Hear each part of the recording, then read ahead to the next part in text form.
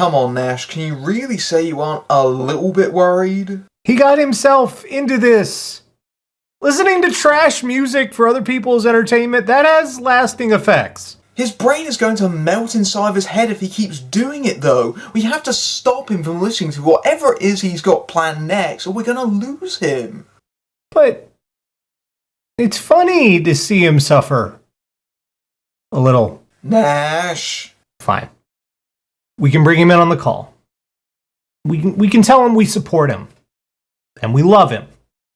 And whatever other Care Bear crap he needs to hear to stop listening to crap music.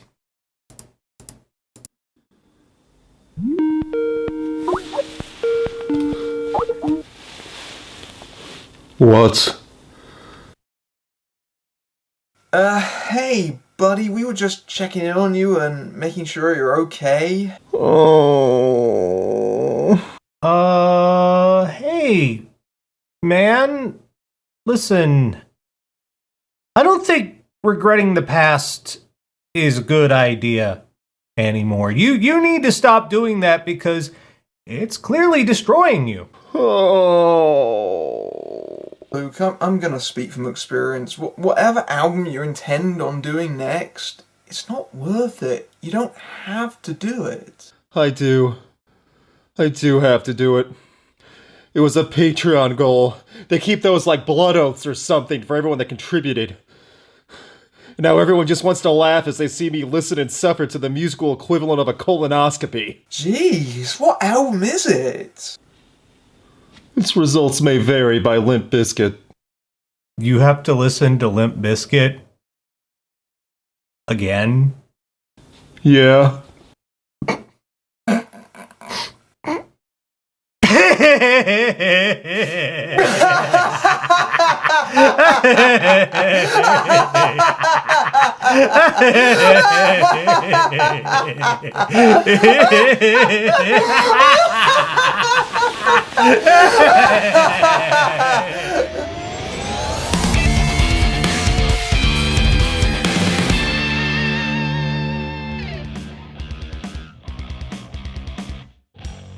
Remember my Patreon rants? How if we made the next goal I'd cover another Triforce of Suckage album? Well, you guys all got together and decided to watch me suffer.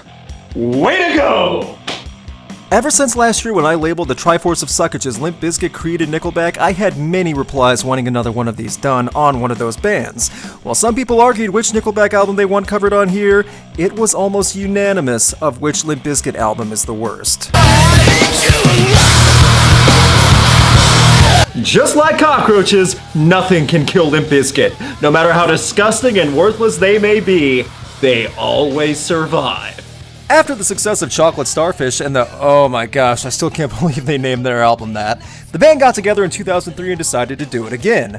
While I admit my dislike for the band comes almost completely from Fred Durst being one of the worst frontmen of all time, I still could appreciate the musicians behind that giant crybaby, especially with Wes Borland as being a masterful guitarist. It wouldn't be so bad then if I knew I at least had that to look forward to, but nope! For a brief time period, Wes Borland's brain kicked in and realized the poison he was around.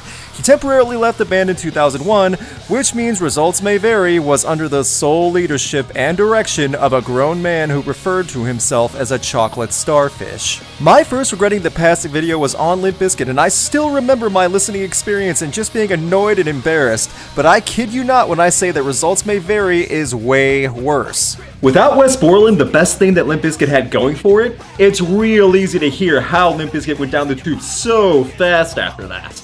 It's kind of like a Michael Bay movie without the $1 million special effects and CGI. Just terrible writing and awful material. But those teenage boys will still go out to buy it. Why? I don't know, they know it's gonna suck, but they'll buy it anyway.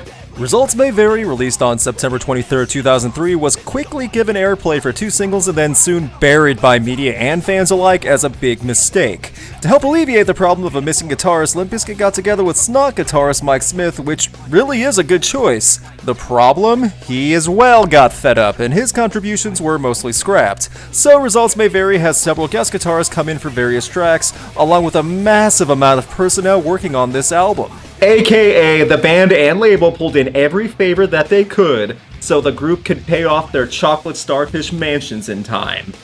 I mean, how awful is that? They couldn't find one guitarist to join permanently, and they were a multi-platinum selling band for multiple albums. And they still couldn't find anyone to deal with the garbage that this okay. I admit, I don't blame Borland or Smith for walking out here.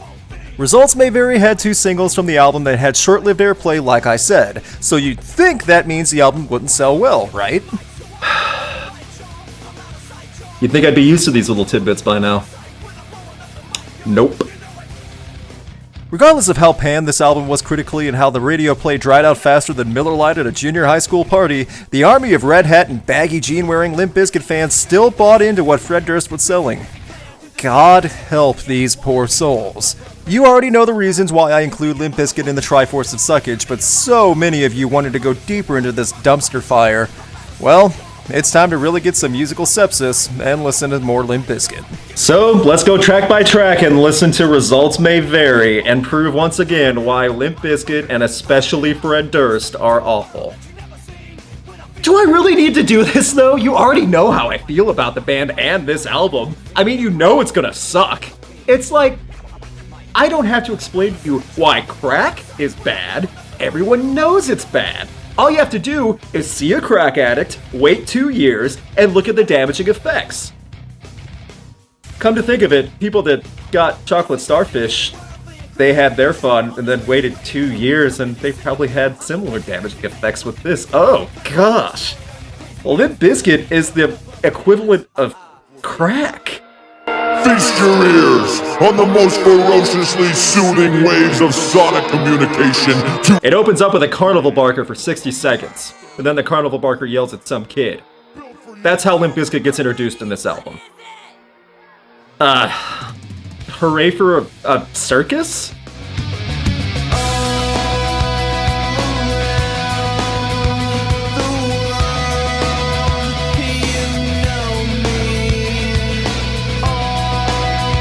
And that's it. That's the song. Just that one line from Fred Durst being repeated about everyone in the world knowing him.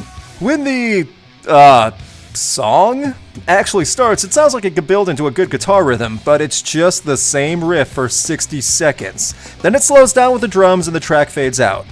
That's the intro track. I know it's just an intro, but I'm a little worried that it's all downhill from here. Because if that's the case, I have a long way to go, and I don't hold out much hope for what the band can do.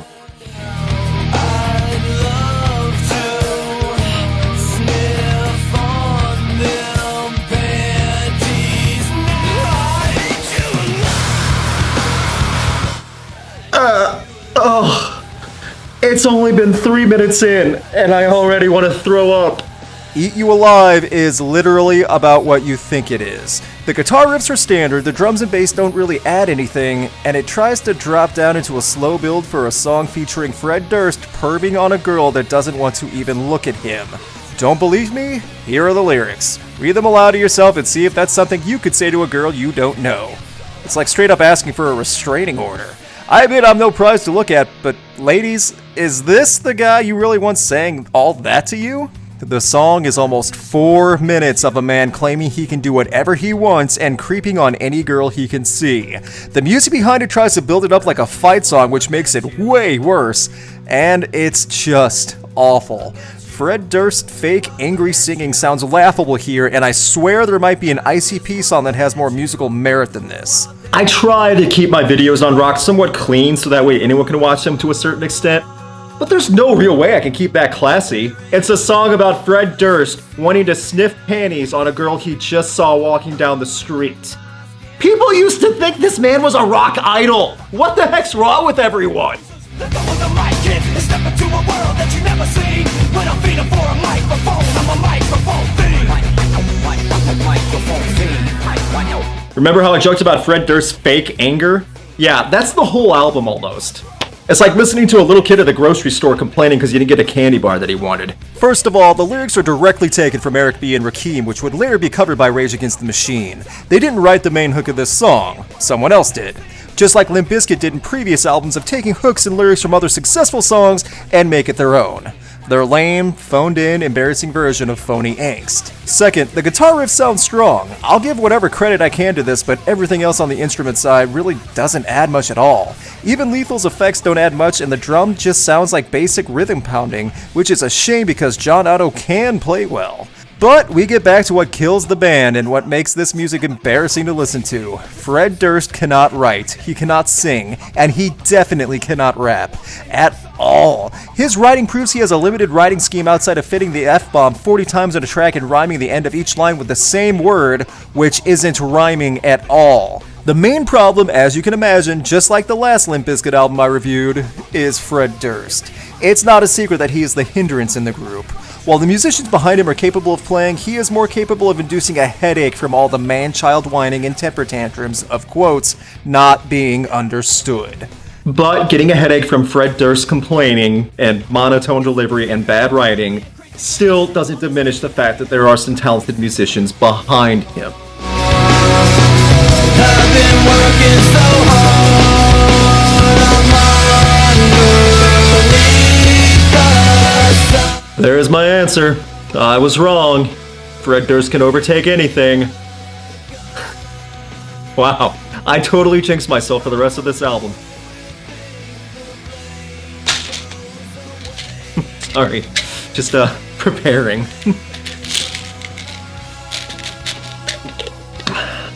Do you get what I mean now about Fred Durst not being genuine or able to write? A millionaire trying to pander to a generation who feels left out years after that generation has already moved on. It's phony, it's drawn out, and it's desperate.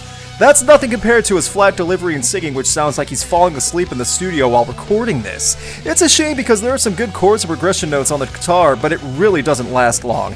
It feels like there could be a build into something good, but it just feels like an anticlimax after about 6 minutes. I get there are a lot of Limp Bizkit fans who love this stuff, but why? Really why? Don't tell me about how cool you think Fred Durst is for being on MTV. Why is this album in particular so good to you? Because so far, all we've heard is a wealthy musician brag about everyone knowing him, still feeling lonely, and him wanting to sniff a pair of panties. I made none of that up. What else is there really to say? This song is a vapid waste. We are 15 minutes into this album and not one track is worth replaying. What do people see in this? Why is there such blind loyalty to a band that clearly phoned it in and are not in their prime anymore? I can't even imagine that look on the faces of those 40-year-old baggy jean and red hat wearing posers who still rock out to Nookie that are sitting at their keyboard or on their phone right now, watching me say all that and just seething with anger. Oh man, but it doesn't matter. I'm sitting here in 2016 listening to Limp Bizkit too. I'm on the same level as those guys at this point. Oh man. It's a great job. Oh, the winter I adore. Summer's gone forevermore. Someday she'll come back to me. Oh my god. There are SpongeBob Valentine's Day cards that have better writing than this. It's getting embarrassing now. I can't even really say anything at this point. There was fake anger before, but now there is fake, longing for someone and saying goodbye. I know that because minutes of the song are spent repeating the same words. Alright, as for Down Another Day, what do you expect me to say? It's boring. The guitars, drums, bass, turntable, it's there, I guess. I mean, this sounds like the music you play when a lonely kid gets high and just wants to be left by himself, and the song somehow relates to him. Probably because he already killed enough brain cells to make stuff like this sound deep and relatable. I'm only 5 tracks in. I'm barely a third of the way done with this album. I was expecting a lot more angry crybaby screaming, not middle-aged man wishing he was a sad, lonely teenager. Oh, and there's some musicians behind him that are just there. They don't get to really show what they can do. I mean, at least the writing has to get better at this point. There has to be something that won't give me a headache. When you're already at the bottom of the barrel, there's only one way to go, and that's up. So hey, at least I'm not getting any more headaches after this. Learned how to rap as a little boy. Took a lot of crap as a little boy. Always had to fight back as a little boy. Always under attack as a little boy.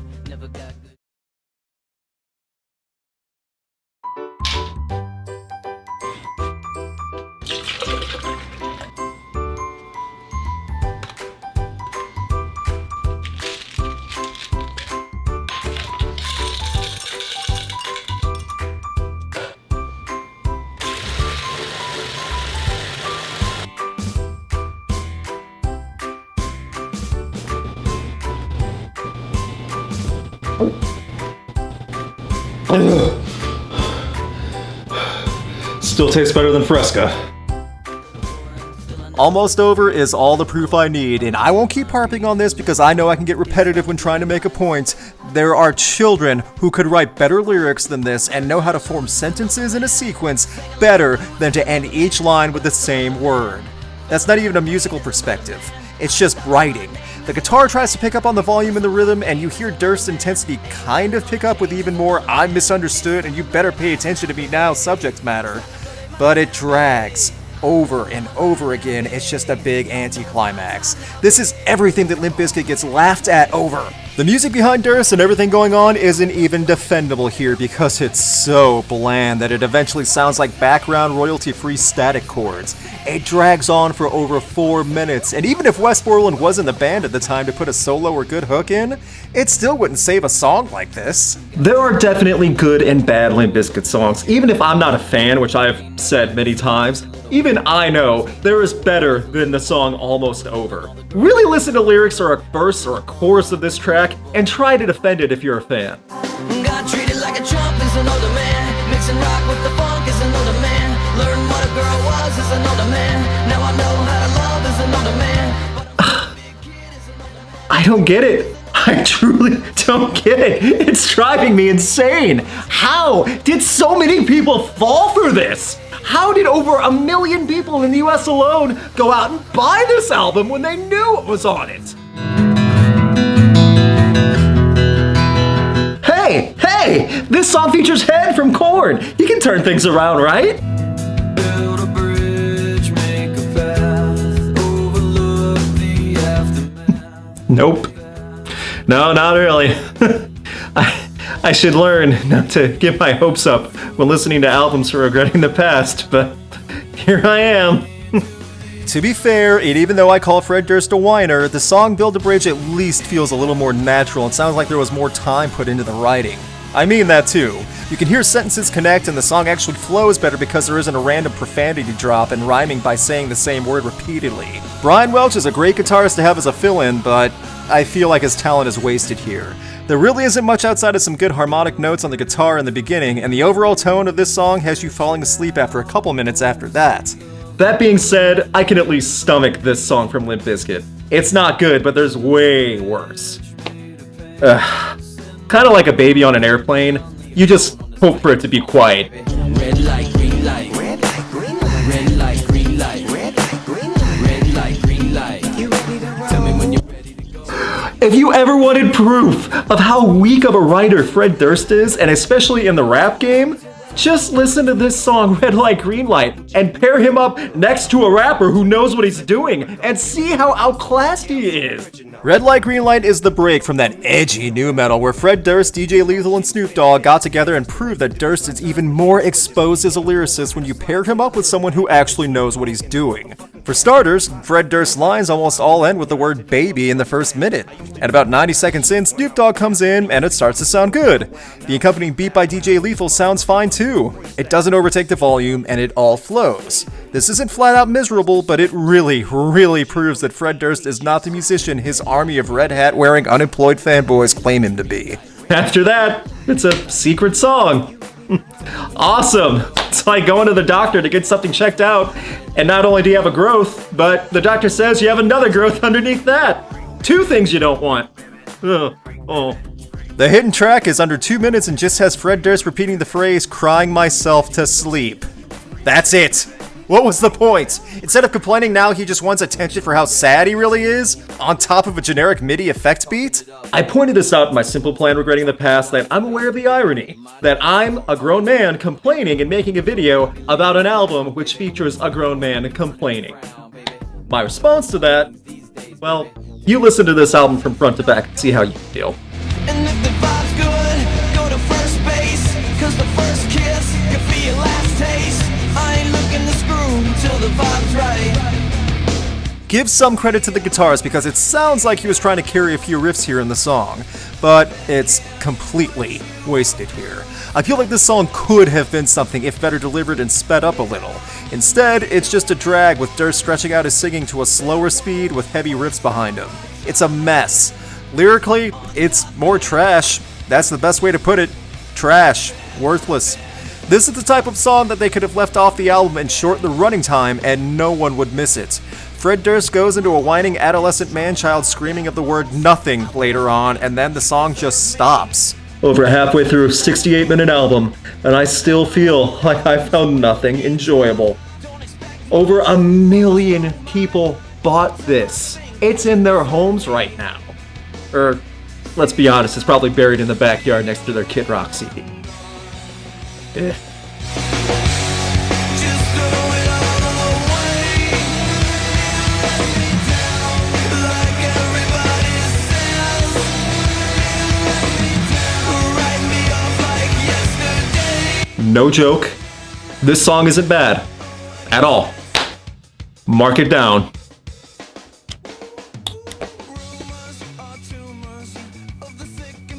Let Me Down is simple, and it really isn't energetic, but I swear it sounds like they spent more time writing lyrics and a chorus for this song.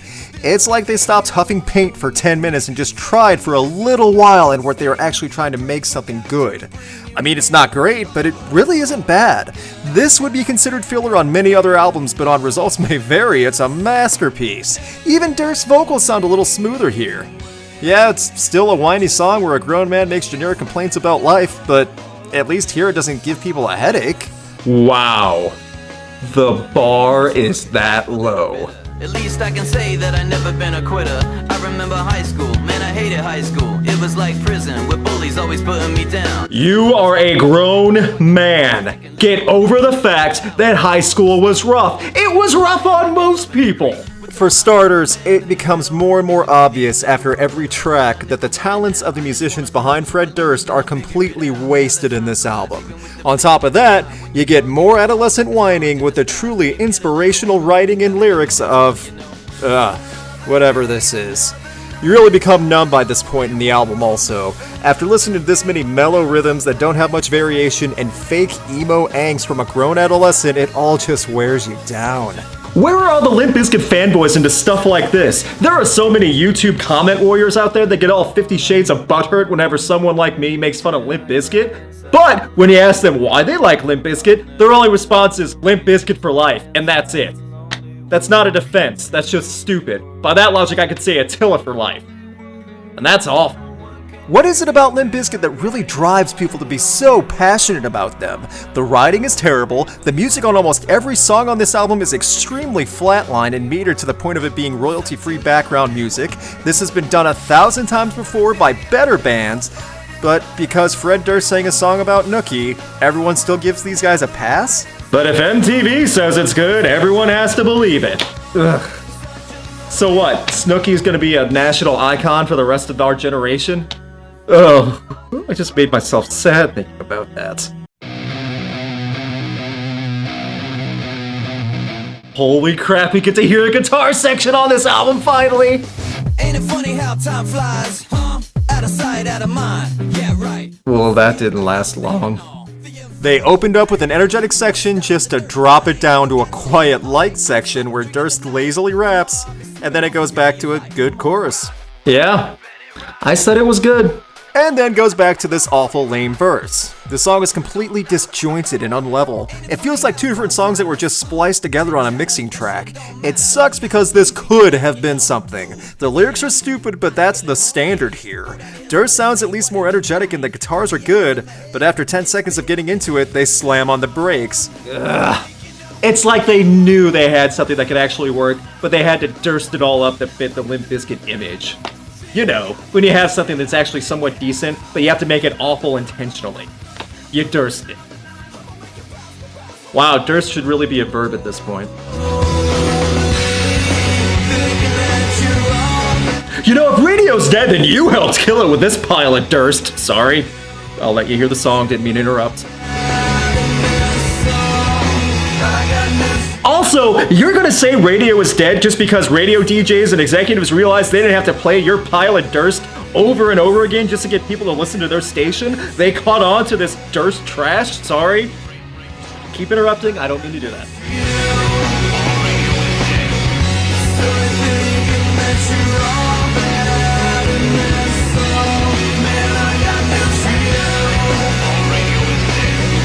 Oh, there's a lot of writing involved in this song, and it all sucks. It's more of Fred Durst talking to imaginary bullies and then, quote, rapping about how big of a deal he is now. And also that radio is dead. Everything I just said stretched out for about 4.5 minutes. The beat by DJ Lethal is pretty tame, but not bad. Bass, guitar, drums, not much of an appearance. It feels more and more like they were just backing away from Durst as to not be associated with him even on their own album. I swear it feels like every track is just trying to out-Durst the next one. I mean it too, I really want Durst to be a verb at this point. It applies to a lot more situations than you think. I'm glad I'm hated. I guess I'm doing something right. That's what happened back in Columbine. You gotta know when to stop and don't go over the top. You are using Columbine to prove your point of fighting back to people who are bullying you. Never mind the murders and the tragedy that happened back then. No. You just want to make this little point to get on about how you were bullied too. How? What's wrong with you? Everyone involved in Limp Bizkit and in the making of this album, you are worthless, bottom of the barrel, low down, filthy piles of Durst-level garbage. Do I really even need to explain how awful this is? Read these lyrics out loud to yourself. Sing along if you want. Really think about what is being used to get the point of this pile of Durst across to how to fight back. Don't go over the top like at Columbine, but you should still fight back. How do you even have a career? Because Carson Daly thought you were cool? Because Kid Rock liked you? Oh, great company there, by the way. Sorry, do you really expect me to talk about the drum track after someone compares himself, an angry crybaby, to the tragedy at Columbine? This is results may vary. This is it. It's about a man who is a grown panty sniffer who reflects back on high school and tries to relate to the people at Columbine who were the attackers. Not even ignoring the victims in that either. This is rock bottom. This is it. This is the worst. It's actually affected me that bad. No one knows what it's like to feel these feelings like I do. Anything with that song.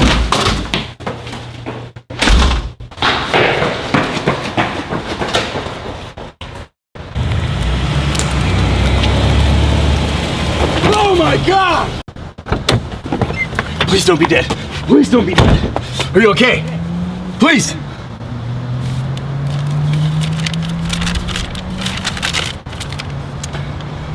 If dead do not resuscitate, I don't want to have to listen to Limp Bizkit anymore. Luke. Back up and hit me again. What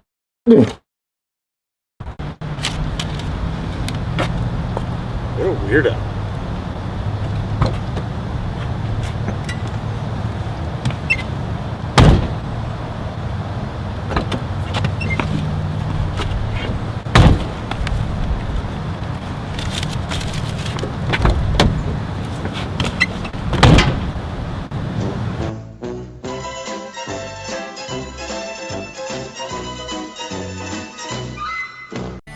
This is the cover song that many rock fans refuse to talk about.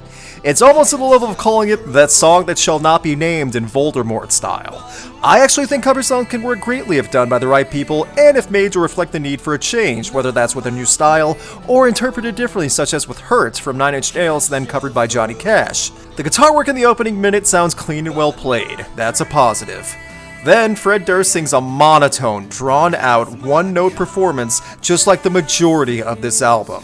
The chorus makes him sound like he's putting a little more emphasis on select syllables, and then add some haunting, spooky, somber sound effects in the background, and you have a cover of a classic song from The Who. Then there is a terrible mixing effect that sounds like it's being played out of a Speak and Say. It's awful. How did this happen? How did this get the green lights? Was this really their best? This was the highlighted track also. This was what people played on the radio to prove they have a soft side. Now, a lot of you watching, even the few Limp Bizkit fans who watched to this point, you know, the ones with angry tears rolling down your face, just sitting at your keyboard seething that I dare mess with your idols. You're gonna be upset when I say this and a little shocked, but that alien ant farm cover of Smooth Criminal is better than this. And as bad as Alien Ant Farm was in that, I at least understood what they were going for. A rock cover of a great pop song. They tried to change it in their own style for a song that hadn't been covered before. As for Limp Bizkit, this is glorified The Who karaoke. It's a monotone delivery. The backtrack is boring. Outside of some guitar in the first minute, there is nothing to this song. I said The Who karaoke because I'm certain there are crappy Applebee karaoke nights in the middle of nowhere that could get a more emotional and stronger sounding version of Behind Blue Eyes than this. It's 2016, and I just had to say that Limp Bizkit is not as good as The Who. Tune in next month, guys. I'll tell you that water is wet and the sky's blue.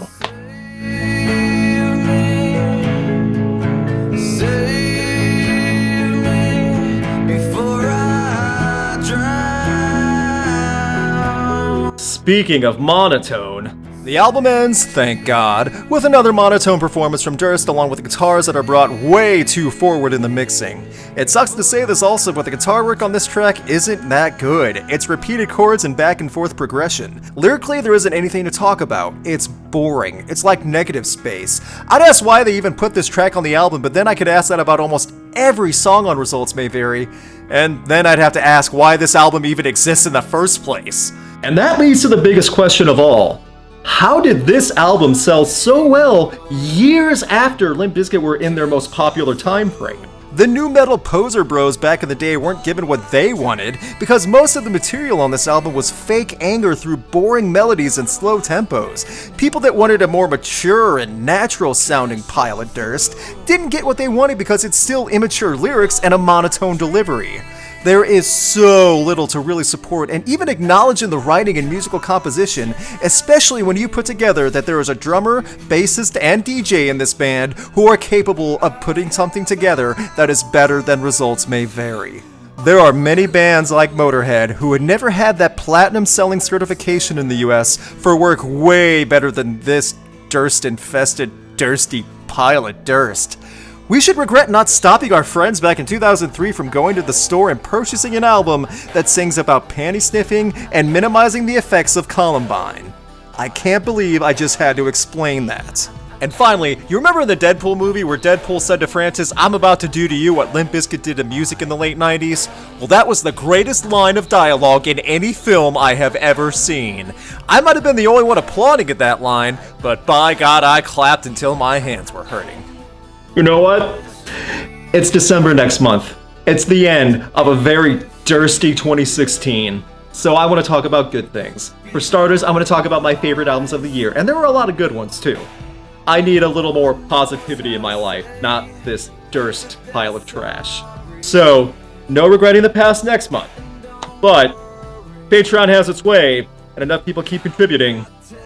The next regretting the past will be in January. And yeah, you can check it out for yourself what it's gonna be.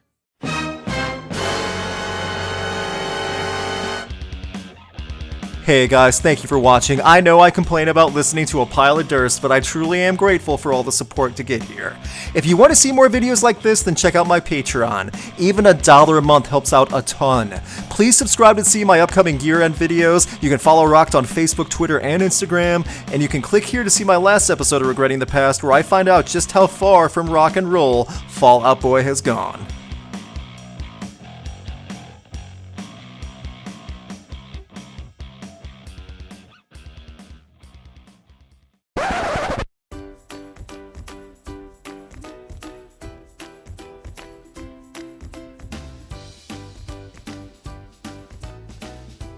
Hello, is this customer service? Yes, I purchased something yesterday and I wanted to ask about your return policy. I tried using what I got and it just kind of broke or popped technically. And I wanted to see if I could return and get my money back. No problem. It is a 6-foot men's real-life blow-up doll.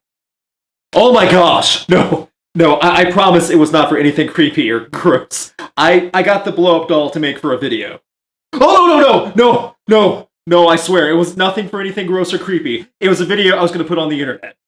Oh my gosh, no!